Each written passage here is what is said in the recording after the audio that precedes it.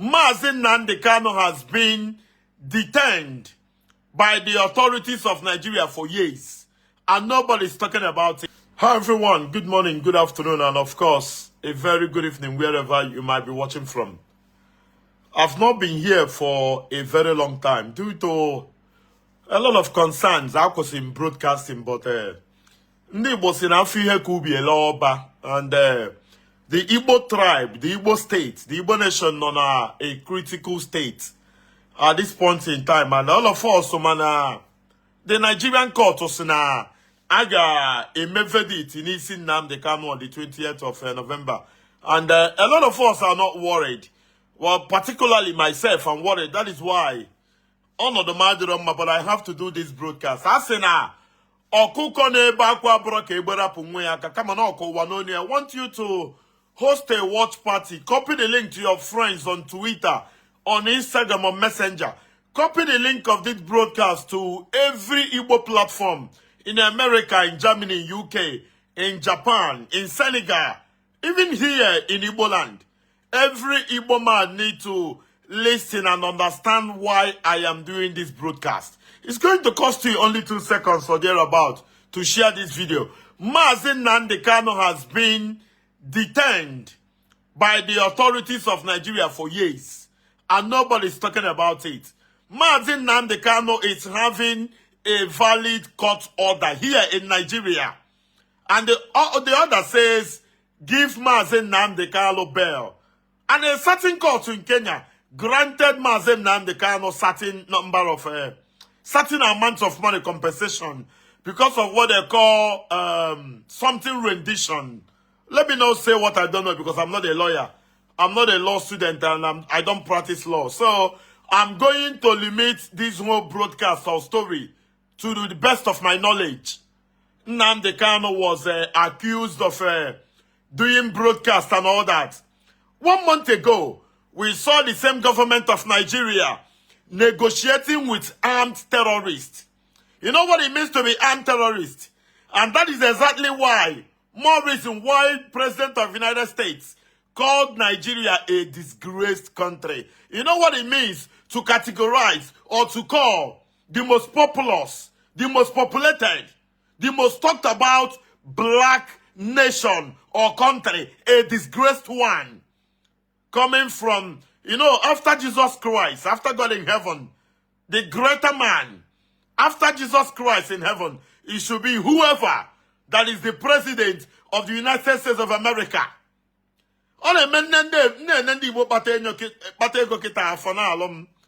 Ojukwu was in same scenario. Sometime during the war, Ojukwu had to flee from Nigeria to Ivory Coast. And who fell to Buai? Then president of Ivory Coast gave Ojukwu shelter. Ojukwu na Yakubu Gowon no Norogo. Ojukwu na Ivory Coast. Yakubu Gowon no na Nigeria. Oliver the Coke wait ye gusi. No onye nwanne ya no n'ụzọ. N'ife olili ada agụ ya. N'ụra ada atụ ya.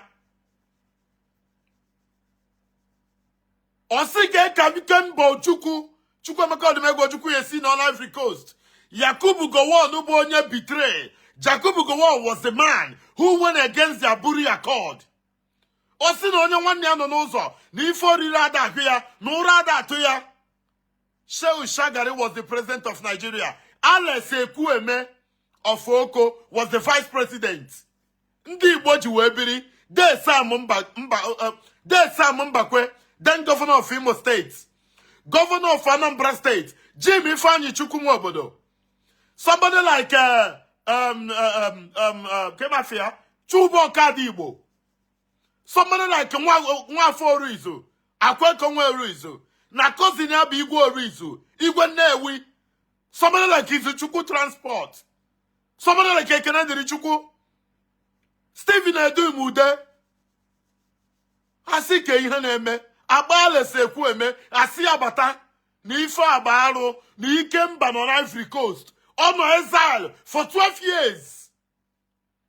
Ndị Igbo bịa together. Eje meeting. Yoba Shagari Biko, a negotiate here. Ojukwu returned to Igbo land. He said something. He made it categorically clear. Ojukwu si na onye ọkụkọ ya nọ n'ukwu osisi, ọkacha oke ọkpa na-eso nwunye ọkụkọ ana. Ojukwu sọ bụ na ọkụkọ gị nọ n'ukwu osisi, gị ka jie ya okwu tobi ya ụnọ. Ihe obi n'ụbọ akụluo ụnọ. Ndị Igbo bịa develop unu bụ unu. Ọ na-eme oke ọkụkọ so nwunye ọkụkọ pụọ, o sori ya larụ, nwunye ọkụkọ pụọ n'ụtụtụ, oke ọkụkọ sori ya pụọ, before you know it, onye nwe oke ọkụkọ chọba ya achọ. I watch him birthday, I like him on Tinubu so much. I don't tribalistic. I only tell you the facts and figures. Tinubu, Shayi Tinubu. I'm from Shayi Tinubu as a very simple guy. A guy named pride. Even though now they project here to be the next governor of Lagos State, son of the president, commander-in-chief of the armed forces, son of Senator Remi Tinubu. Shayi Tinubu ka na-ekwu maka ya. Shayi Tinubu was to birthday ya, all Igbo big boys. All of them went to the birthday party of Shayi Tinubu. None of them told Shayi Tinubu about Mazi Nnamdi Kanu. Governor of Ebonyi State, Governor Boni Anwifuru Bonye APC, Governor Tinubu from all accounts. I have never seen Governor Tinubu before. Manandini na Tinubu mekogoriye, say na Tinubu de reliable, not the worthy. No kwagim kwa no game ifa, no game ya. Governor Boni Anwifuru Bonye APC. Governor Hope Uzodimma. Governor Hope Uzodimma Bonye APC. Governor Charles Soludo is almost in APC. We don't know the situation of Governor of Abia State, Alex Oti. Deputy Speaker, House of Rep, Right Honorable Benjamin Kalu Boni, Abia State. Honorable Benjamin Kalu, Ibo Abia State. Mazi Nnamdi Kanu Abia State. If I let a time game with Ndi Igwe na Igbo, oge a na-enwe natural igwe, oge a na-enwe organic igwe, igwe a na-enwezi na-abịa igwe certificate. Ọ na-agba m anya mmiri n'ala Igbo na gọvanọ pụta, local government chairman pụta, igwe kwụrụ ọtọ, aha arụ ka ọ bụ n'ala Igbo. Ọ na-echeta eme Eze Awọkọ, Eze Joe, Igwe Nzam, Igwe Jesi Emeka of Ụmụ Eze Anam, Igwe Orizu na Nnewi, Igwe Nata na Ogbu. Igwe Jonah Bonokuzo. I don't know where we'll go from here.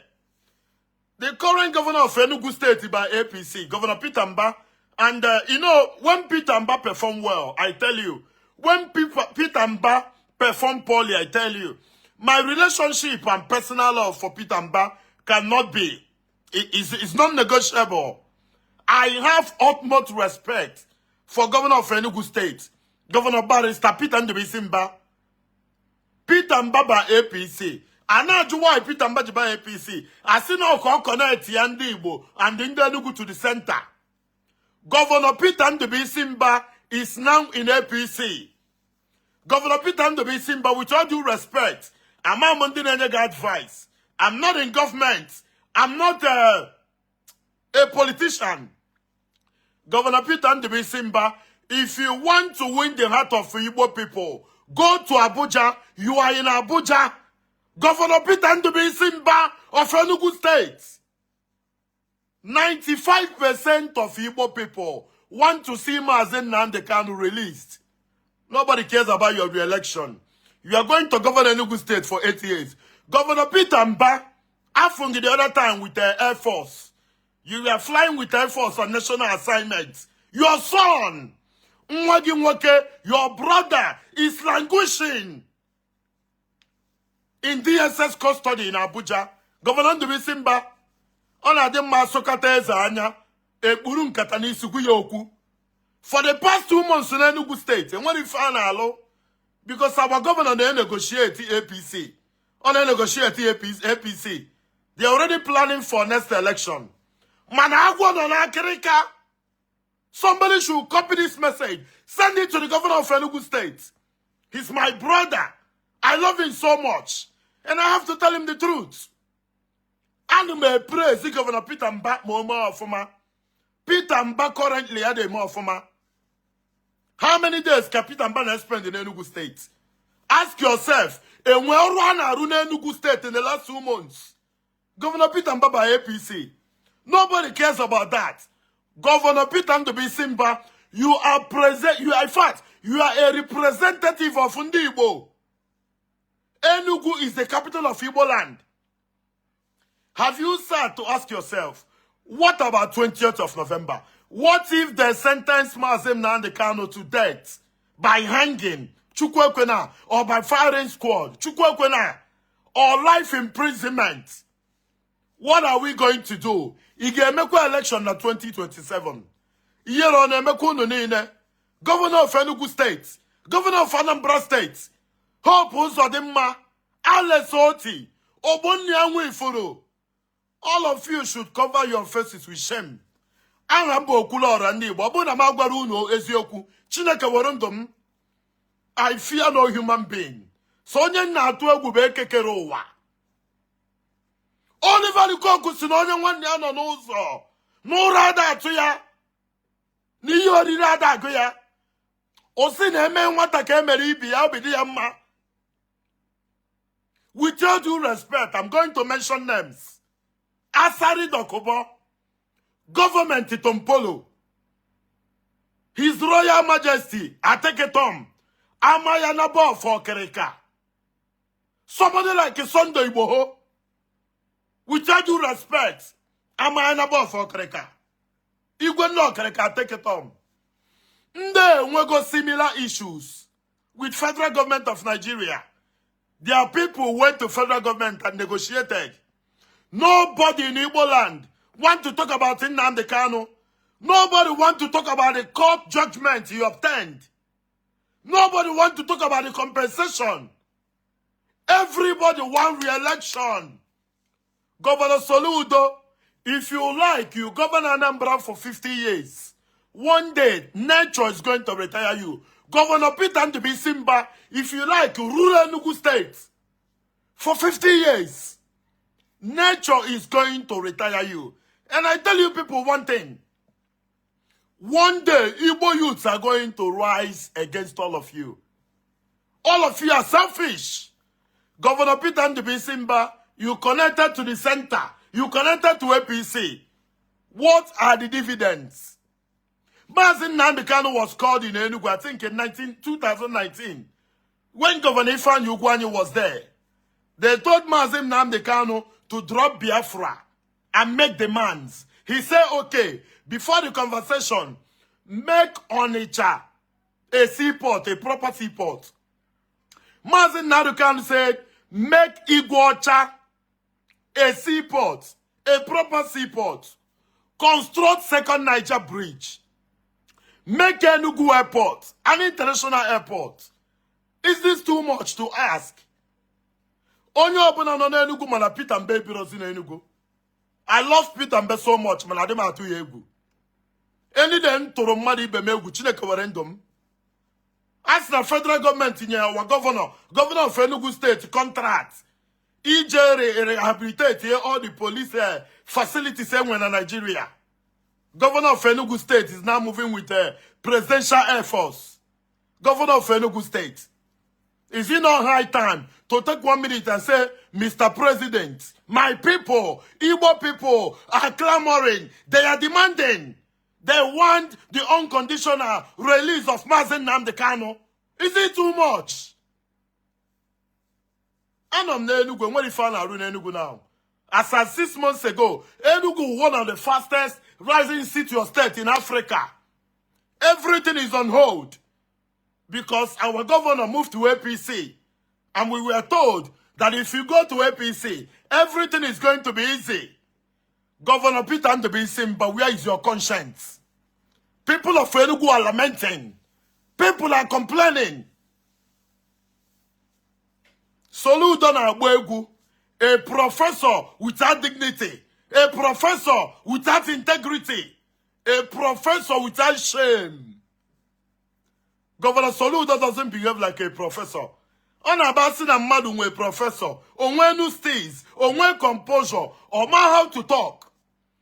Governor Soludo of almighty Anambra State is turning into a stand-up comedian. Alex Oti, Mazi Nnamdi Kanu, by the virtue of state and origin, is from Abia State. Governor Hope Uzodimma Abia na Imo bụ ofu ihe. Anyị niile bụ ndị Igbo. Before 1970, in fact, as at 1976, there were only 2 Igbo states, Anambra or Enugu. Anambra and Imo. Enugu and Abia were created in 1991. Ebonyi in 1996. Atuo Mazi Nnamdi Kanu, what are we going to do? Juo onwegi ka ebe Sunday Igbo hono. Ka ebe igwe atekamba warrior no igwe. Ama about for krika. They had similar cases with Mazi Nnamdi Kanu. Their people came. Sometimes, so about the personality. It's about pride. It's about identity. It's about the people. Every day, but Mazi Nnamdi Kanu na court. A mayor caricature. Or you know, Fuakwa. For how many years? Our governor in Enugu is flying a presidential jet. Our governor in Enugu is dining with the president, commander-in-chief of the armed forces. Our governor in Enugu is more concerned about the election in 2027. If you win election in 2027, it's remaining 4 years. Before you close your eyes and open it, 4 years will elapse. You are no longer the governor of Enugu State. With all due respect, Mr. Governor. Every day, no Mazi Nnamdi Kanu, let's assume no in 1982, Stephen Edumude, Chubo Kadibo, Oliver the Coke, Dan Ubajaka, Siani Lodibe, Ekenendowa, Deputy Governor of Anambra State. Roy Umeni, I'm a Deputy Governor of Anambra State then. Alan Sekueme, Oliver the Coke, Kunebe, Ndini Nachi Nigeria. Ekene Diruno, Nuna Meguyu Nukura Inankwa. Alahaji Galadima, Osi Ekene Diria. President Shao Shagari, Akenachi Nigeria, Ekene Diria. Who is going to be man enough to approach President of Nigeria and talk about Mazi Nnamdi Kanu? Governor Hope Uzodimma, Governor Peter Mba, Shaman, all of you. In my presence, none of you is fit. I remember when I was a little boy in Anambra State, the governor was Chinua Kembadinuju. Chinua Kembadinuju was everything. Chinua Kembadinuju was shamelessly buried last year. Onyo so ge bori ga wo. Look at a warlord. Chukwu Emeka Odumegwu Chukwu, the only Ikembe enwe na Igbo. On 6 feet. The Zeke of Africa. Zeke on 6 feet. Asene e ha yizo na ya Chineke. Mgbe ị na-ekpuchi mmehie gị, chene nwere anya na afọ gị. Governor Enugu State bụ nwanne m, I love him so much. But presently, Governor of Enugu State in our committee blunder. A lot of indigenes of Enugu are crying for one reason or the other. If I don't say it, Chineke Warendum, dear Governor of Enugu State, how many days are you spending in Enugu? How many days are you spending outside of Enugu? You are taking up a national contract. Are there no competent people, engineers, contractors in Nigeria that is going to take up the contract of rehabilitating all the police institutions in Nigeria?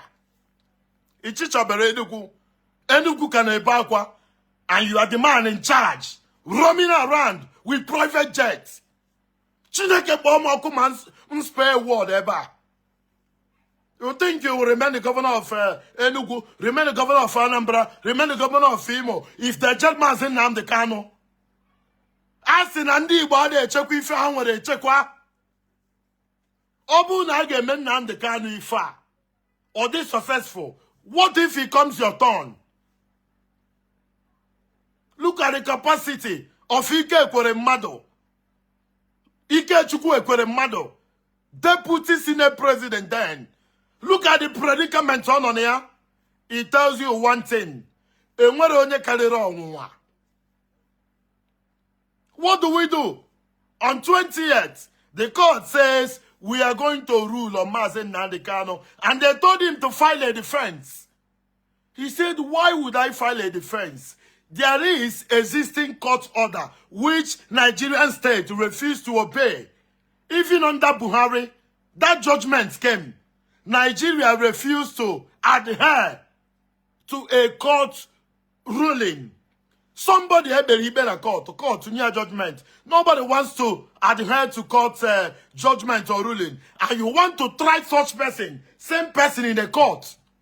He said, I have no confidence in the court. Right Honorable Benjamin Kalu, Governor Peter Ndibisimba, Governor Bonyanwifuru, Governor Hope Uzodimma, Governor Alesoti, Governor Charles Soludo, the stand-up comedian. We are watching with keen interest. If anything goes wrong on 28th, Igbo people will never forgive all of you. Igbo people will never, ever forgive all of you. I know for how many years? I know the other month, or last month. Now, somewhere in northern Nigeria, Kafulani Esmen Ubuegbe, Burafo, Nyarianonu, they negotiate with Nigerian government. Mazi Nnamdi Kanu, Makasi no Kuroku na radio. He said something on radio. Ejidia for how many years? When somebody they armed, government they negotiate with them. Thank you very much and God bless.